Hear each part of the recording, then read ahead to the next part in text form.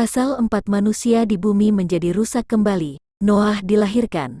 Seluruh umur Canok waktu ia hidup di bumi adalah 365 tahun. Ketika Canok telah terangkat ke surga, semua raja di bumi bangkit dan mengambil Metusyelah anaknya dan mengurapi dia, dan mereka menjadikan dia memerintah atas mereka menggantikan ayahnya. Metusyelah melakukan apa yang benar di mata Elohim, sama seperti yang diajarkan ayahnya, Canok. Demikian juga dia seumur hidupnya mengajarkan anak-anak manusia hikmat, pengetahuan dan takut akan Elohim, dan dia tidak berpaling dari jalan yang benar, baik ke kanan ataupun ke kiri. Namun pada hari-hari terakhir Metusyelah, anak-anak manusia berpaling dari Yahweh.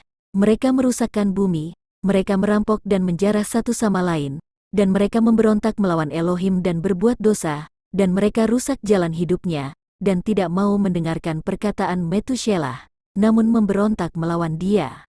Yahweh sangat murka terhadap mereka, dan Yahweh menghancurkan benih pada waktu itu, sehingga tidak ada menabur dan menuai di bumi, karena saat mereka menabur di tanah agar bisa mendapatkan makanan untuk kebutuhan mereka, lihatlah, semak duri dan tanaman duri yang dihasilkan, apa yang tidak mereka tabur.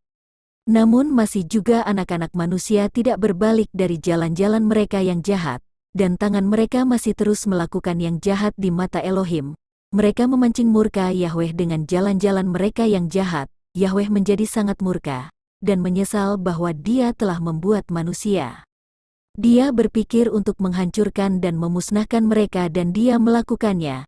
Pada waktu itu ketika Lemek ben Metusyelah berumur 160 tahun, Set ben Adam mati. Seluruh umur Set waktu ia hidup adalah 912 tahun dan dia mati. Lemek berumur 180 tahun ketika dia mengambil istri, Ashmua bat Elisa ben Canok pamannya, dan dia mengandung.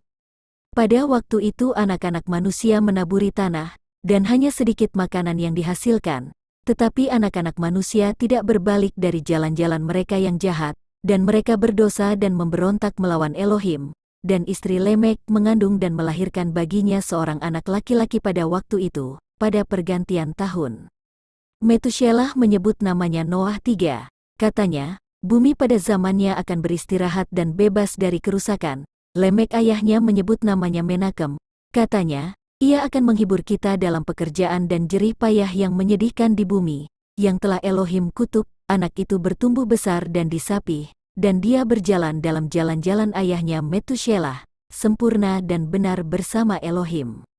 Semua anak-anak manusia meninggalkan jalan-jalan Yahweh pada waktu itu seiring mereka berlipat ganda di muka bumi dengan anak-anak laki-laki dan perempuan. Mereka mengajar satu sama lain perbuatan-perbuatan mereka yang jahat dan mereka terus berdosa melawan Yahweh. Setiap orang membuat bagi dirinya sendiri ilah, dan mereka merampok dan menjarah setiap orang sesamanya dan saudaranya. Dan mereka merusakkan bumi, dan bumi penuh dengan kekerasan. Dan para hakim dan penguasa mereka pergi kepada anak-anak perempuan manusia dan mengambil istri-istri mereka dengan kekerasan dari suami mereka sesuai pilihan mereka. Anak-anak manusia pada waktu itu mengambil kawanan ternak di bumi, binatang-binatang di padang dan burung-burung di udara, dan mengajarkan mencampur hewan antara satu jenis dengan jenis lainnya, dengan maksud untuk memancing murka Yahweh. Elohim melihat seluruh bumi dan semuanya rusak, karena semua makhluk telah rusak jalan hidupnya di bumi, semua manusia maupun semua hewan. Yahweh berfirman, Aku akan menghapuskan manusia yang aku ciptakan dari muka bumi, ya, mulai dari manusia hingga burung-burung di udara, bersama-sama ternak dan binatang-binatang yang ada di padang karena aku menyesal telah menjadikan mereka.